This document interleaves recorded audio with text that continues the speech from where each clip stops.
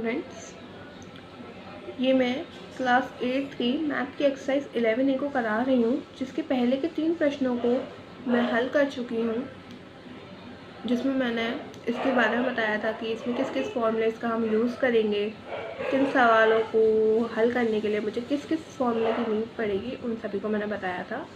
तो अगर आप लोगों ने पहला पार्ट नहीं देखा है तो पहले उसे जाके देख लीजिए, ताकि आपको सारी चीज़ें अच्छे से क्लियर हो सके। तो ये इसका पार्ट 2 है, जिसमें मैं यहाँ पे अब क्वेश्चन नंबर 4 से स्टार्ट करने वाली हूँ। तो चलिए पहले प्रश्न नंबर हमारा 4 शुरू करते हैं कि 100 का 10% वार्षिक दर से 2 वर्ष का चक्रवृद्धि ब्याज ज्ञात कीजिए। तो चलिए शुरू करते हैं इस प्रश्न को। जैसे कि ये मेरा प्रश्न 4 है कि 100 रुपये का 10% वार्षिक दर से 2 वर्ष का चक्रवृद्धि मुझे क्या ज्ञात करना है, ब्याज ज्ञात करना है। जो मुझे निकालना से लिख लेते हैं, यहाँ पे क्या ज्ञात करना है मुझे, यहाँ पे चक्रवृद्धि ब्याज को। अब चक्रवृद्धि ब्याज क्या होता है, मैंने पिछले अभी फॉर्मूले में बताया था कि चक्रवृद्धि ब्याज जो होता है मेरा, इसके लिए मुझे क्या चाहिएगा, चक्रवृद्धि मिश्रधन यानी कि ए, जिसमें से मैं किसको माइनस करूँगी, अपने मूलधन को, पी को। अब देखते हैं हमें यहाँ पे और क्या क्या चीज़ें दी हुई है। 100 रुपये वार्षिक दर के हिसाब से, 100 रुपये मतलब जो यहाँ पे हमारा मूलधन दिया हुआ है, मैंने आपको पिछले उसमें भी बताया था, जो हमारे पहले उसमें दिया होता है वो क्या होता है, हमारा मूलधन होता है, पी, जो कि दिया है मेरा 100 रुपये। 10% वार्षिक दर से यानी आर दर, आर दी हुई है मेरी 10%, और एन यानी समय क्या दिया है मुझे यहाँ पे बच्चों, 2 वर्ष का। ठीक है, तो P तो मेरे पास है। इस सवाल को हल करने के लिए मुझे यहाँ पे क्या निकालना पड़ेगा, A निकालना पड़ेगा। तो A के लिए यहाँ पे मैंने एक फॉर्मूला बताया था, A यानी मिश्रधन जो होता है मेरा, वो क्या होता है बच्चों, P1 + R/100 की होल पावर n। ठीक है, अब यहाँ पे हम वैल्यू रख के अपने A का मान को निकाल सकते हैं।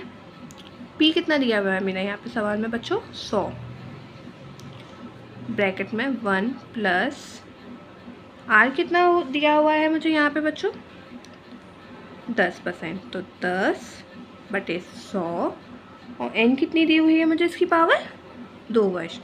n कितनी रख दूँगी यहाँ पे, 2 वर्ष। क्लियर है, इसको हल कर लेते हैं ताकि हमारा मान निकल आए। कीजिए हल। यहाँ पे एक 0 से इसका एक 0 कट जाएगा, मेरा कट गया। अब इसका स्क्वायर के हिसाब से हम इसके फॉर्मूले को खोल लेंगे। 100 ब्रैकेट में पहले अंदर का हल करते हैं, नीचे एलसीएम लूँगी मैं 10, इसका गुणा इसमें करेंगे 10 + 1 की घात 2। हल कीजिए। 100 ब्रैकेट में 11/10 की घात 2। क्लियर है बच्चों, आगे हल कीजिए इसको। 100 गुणा 2 घात है, इट मीन्स मुझे इसको 2 बार खोलना है, तो 2 बार खोल लेती हूँ मैं इसको।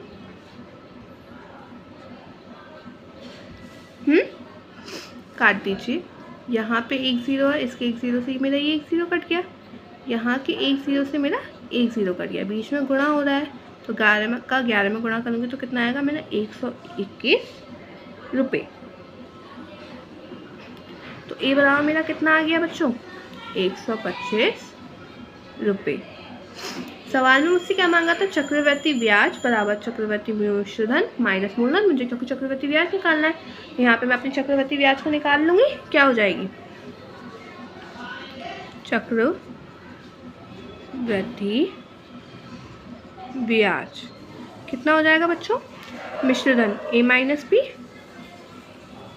A कितना निकला है मेरा प्यारे बच्चों, 121 माइनस P कितना दिया हुआ है मुझे बच्चों यहाँ पे, 100, कितना आ गया मेरे बच्चों, 21 रुपये।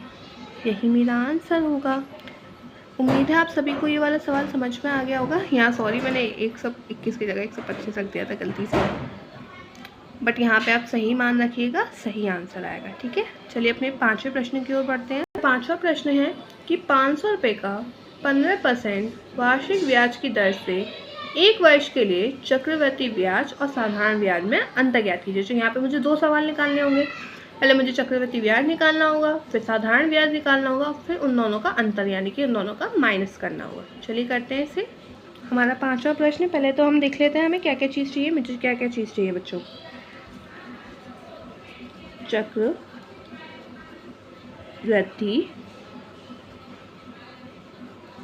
ब्याज चाहिए मुझे, जो कि अभी अभी मैंने ऊपर आपको फॉर्मूले में बताई थी क्या होती है मेरी, a माइनस पी। ए यानी कि मेरा चक्रवर्ती मिश्रधन और पी मेरा मूलधन। ठीक है, दूसरी चीज़ क्या चाहिए मुझे? साधारण ब्याज। साधारण ब्याज, साधारण ब्याज के लिए जो मेरा फॉर्मूला लगना है वो क्या लगना है, मैं अभी पिछले वीडियो में बता चुकी थी, एक बार फिर से बता देती हूँ। मूलधन इनटू दर इनटू समय बटे 100। देखिए ये सवाल ना बहुत ही ज़्यादा आसान है इस चैप्टर के। अगर आपको इसके सिर्फ 3 फॉर्मूले हैं, सिर्फ गिनती के 3 फॉर्मूले, अगर आपको फॉर्मूले याद हैं आपको, तो आप इस सवालों को ना बहुत आसानी से हल कर सकते हैं। ठीक है, तो चलिए अब देख लेते हैं कि हमें क्या क्या चीज़ें दी हुई हैं। 500 रुपये का 15% वार्षिक ब्याज, यानी ये 500 रुपये क्या दिए हुए हैं मेरे? पी क्या है मेरा? मूलधन।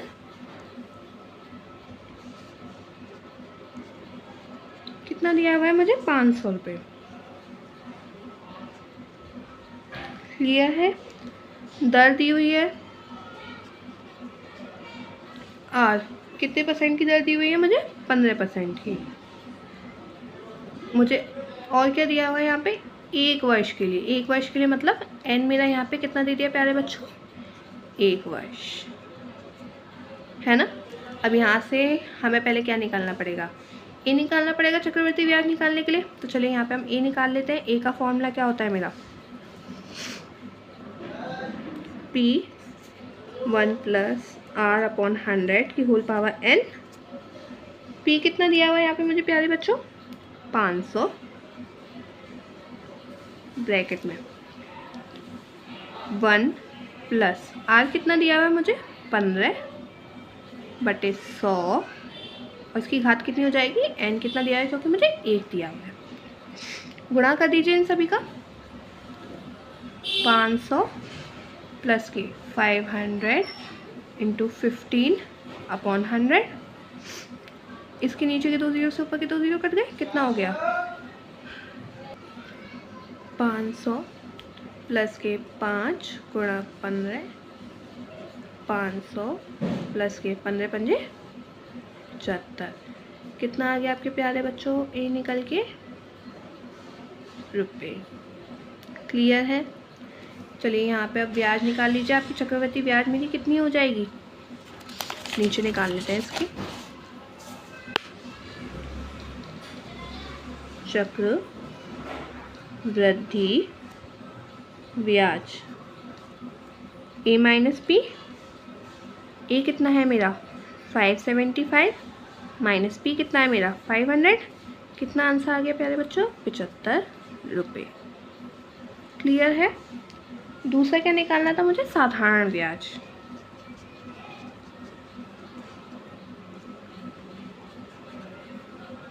साधारण ब्याज के लिए तो मैंने भी फॉर्मूला बताया था ना, ये वाला। मूलधन गुणा दर गुणा समय बटे 100। लगा दीजिए। मूलधन कितना है मेरा? P यानी कि 500 गुणा दर कितनी दी हुई है मुझे? 15 और समय कितना दिया है मुझे? 1/100। नीचे के 2 जीरो से ऊपर के 2 जीरो कट गए गुणा में, क्योंकि और 15 पंजे कितने हो गए मेरे? 75 रुपये। साधारण ब्याज मेरी 75 रुपये। इसमें अब मुझे संबंध निकालना था साधारण ब्याज में उसका अंतर करते हुए, है ना। तो यहाँ कर देते हैं नीचे साधारण ब्याज माइनस चक्रवृद्धि ब्याज बराबर कितना हो जाएगा 75 माइनस 75। कितना आ गया मेरा इन दोनों का अंतर 0। यही मेरा आंसर है। इस प्रश्न में मुझसे 3 चीज़ें मांगी गई थी। पहला आपका चक्रवृद्धि ब्याज, दूसरा साधारण ब्याज और तीसरा था इसमें कि इन दोनों का अंतर कितना होगा। उम्मीद है आप सभी को ये प्रश्न 5 समझ में आ गया होगा। प्रश्न नंबर 6 है कि कोई धन 12% वार्षिक ब्याज की चक्रवृद्धि ब्याज की दर से 1 वर्ष के लिए दिया जाता है। यदि ब्याज प्रति तिमाही देय से हो तो प्रति तिमाही ब्याज की दर बताइए। तो ये स्टेप का एक क्वेश्चन मैं पहले भी करा चुकी हूँ, इसको फिर से कर लेते हैं। तो यहाँ पर पहले तो मुझे दर निकालनी है ना, जो कि मुझे 12% के हिसाब से निकालने, 12% ऑलरेडी मुझे दी हुई है, ठीक है। तिमाही की बात कर रहा है, तो मैंने बताया था 1 वर्ष में कितने महीने होते हैं आपके 12 महीने। तिमाही के हिसाब से कितने हो जाएंगे मेरे 12/3 यानी कि 4 माही हो गए, 4 माह के हिसाब से। अब दर में क्या करते थे हम लोग, जिस परसेंटेज है उसमें से इसके इस माह को डिवाइड कर देंगे तो कितना आ जाएगा मेरा 3%। यही आपका आंसर होगा। उम्मीद है आप सभी को ये वीडियो पसंद आई होगी। अगर आपको कोई भी डाउट हो तो आप मुझसे कमेंट सेक्शन में बोल सकते हैं। आपको कुछ भी समझ में नहीं आया हो तो आप सभी लोग मुझसे बेफिक्र होकर पूछ सकते हैं। Okay, thanks for watching.